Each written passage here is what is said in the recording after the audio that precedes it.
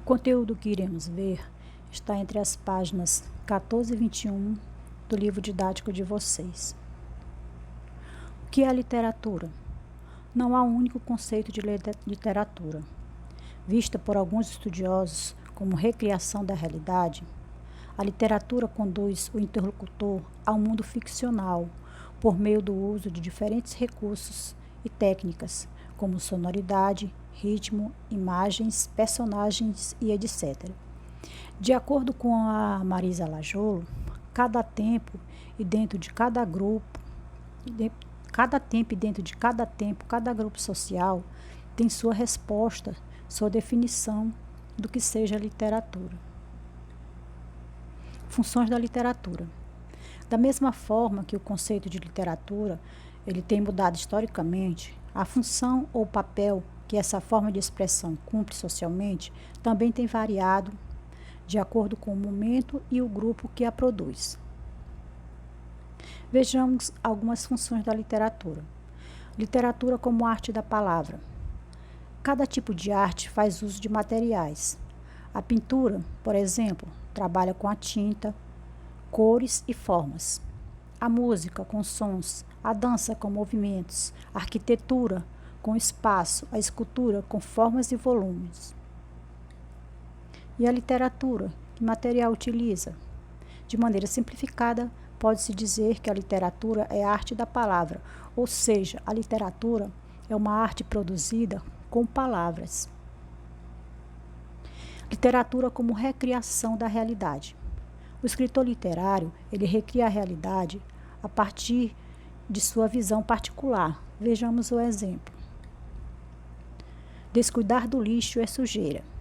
Diariamente, 2 horas antes da chegada do caminhão da prefeitura, a gerência de uma das filiais do McDonald's deposita na calçada dezenas de sacos plásticos recheados de papelão, isopor, restos de sanduíches.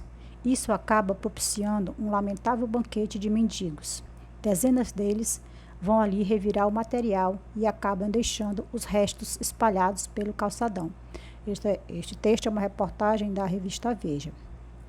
O bicho. Vi ontem um bicho na imundície do pátio, catando comida entre os detritos. Quando achava alguma coisa, não examinava nem cheirava. Engolia com voracidade. O bicho não era um cão, não era um gato, não era um rato. O bicho, meu Deus, era um homem. E este segundo é um poema de Manuel Bandeiras.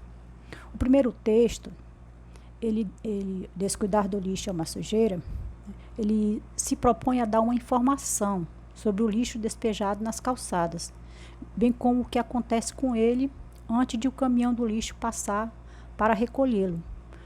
Então ele é um texto informativo e, portanto, não literário. Já o segundo texto, o bicho, ele é um poema. Por que ele é um poema? Porque nós sabemos que ele é um poema. Principalmente por sua forma. O poema ele é construído em versos e estrofes e apresenta uma linguagem carregada de significados, ao que chamamos de plurissignificação. Quer dizer, cada palavra pode apresentar um sentido diferente daquele que lhe é comum. No texto literário, a expressividade é o mais importante. O conteúdo, nesse caso, ele vai ficar em segundo plano. O vocabulário ele é bem mais selecionado, transmite sensibilidade ao leitor. O texto é rico de simbologia e de beleza artística. Literatura como prazer. Ao defender o direito à literatura, Antônio Cândido leva em conta que toda pessoa, independente do seu nível social ou de escolaridade, tem direito ao prazer proporcionado pela literatura e pela arte. Usufruir da beleza de um texto literário ou da riqueza de recursos utilizados em uma obra de arte, por exemplo, ouvir uma música, assistir a uma peça de teatro ou um bom filme, são atividades que nos proporcionam prazer. Literatura como experiência. A literatura nos permite ampliar nossas experiências, embora por meio de vivências experimentadas em um mundo ficcional. Estar em contato com a literatura é estar em contato com a nossa realidade, nos revela um pouco de nós para nós mesmos. Literatura como interação e transformação. A literatura também é comunicação e, como tal, tem a capacidade de promover a interação entre as pessoas e tocá-las ou transformá-las. Muitas vezes, a literatura ganha conotação político-social e se torna a expressão artística e ideológica de um povo. Vejamos um exemplo do poema Agora, de Adão Ventura. É hora de amolar a foice e cortar o pescoço do cão, não deixar que ele rosne nos quintais da África. É hora de sair do gueto eito, senzala e vir para a sala, nosso lugar junto ao sol. Então, assim, nesse poema, observa-se o protesto do autor contra a condição do negro após o fim da escravidão.